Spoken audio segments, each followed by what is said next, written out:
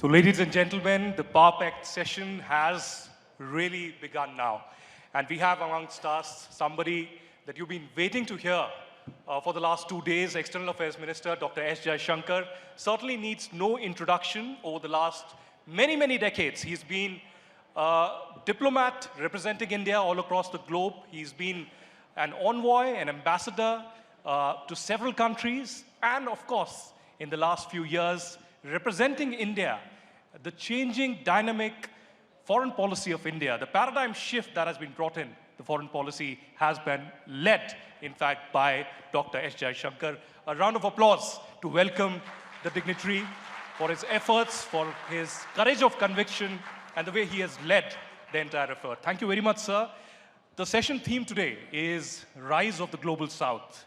And you've been very vociferously speaking about it, particularly in the last 2 years. We've seen Global South being used repeatedly over the last many decades, 1955 onwards perhaps. But what has changed really? And you know, in my hands is this book that you've just released, Why Bharat Matters. And perhaps you should get this copy very soon.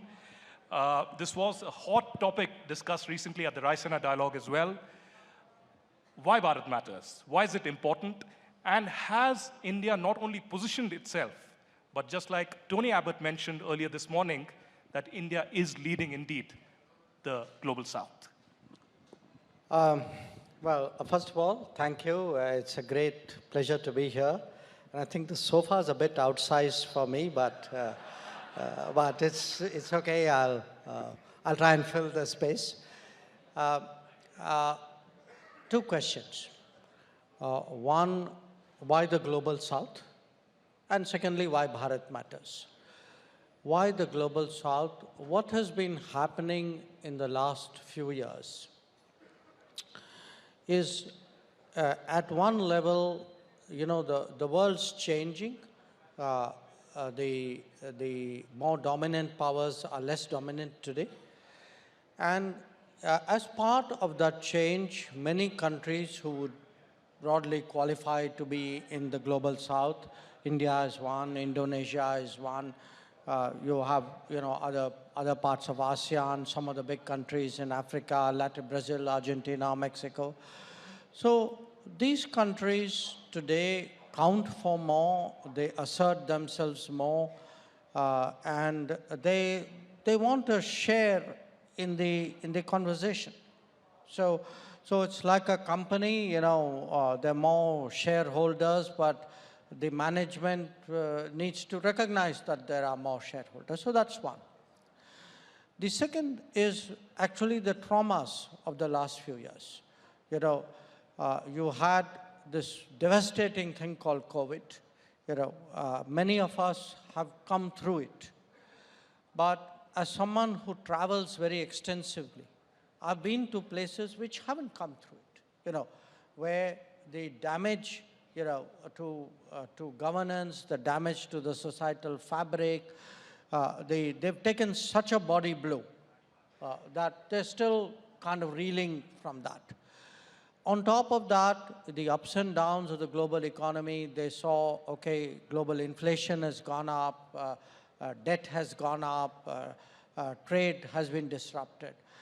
Then you had the Ukraine conflict, okay? And the Ukraine conflict had very strong second-order effects, energy prices, food prices, fertilizer prices. Now you're seeing the Middle East, you know, and again, the trade disruptions, the possibility. So what is happening is a lot of these countries feel, look, we are the people who are really suffering. But when there are big global meets, it's like they're you know, we don't count. They are discussing a different world out there. So there's enormous sort of, I would say, actually use the word anger today in a lot of these countries.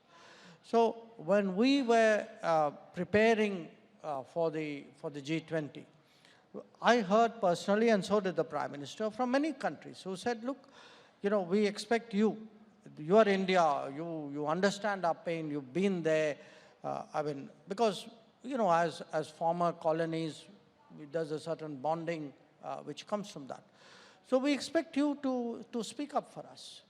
Now, we could have, just stood there and said, okay, we heard from people, but Prime Minister felt, let's actually gather everybody together and hear them out, and then kind of distill the essence of that, and then put it before the G20, and urge the G20 saying, look, we speak here, when we did our Global South Summit, we had 125 countries there. So when we spoke to the to the G20, we were not only speaking on behalf of India, the most populous country in the world, fifth largest economy, but we also had 125 countries who said, speak for us.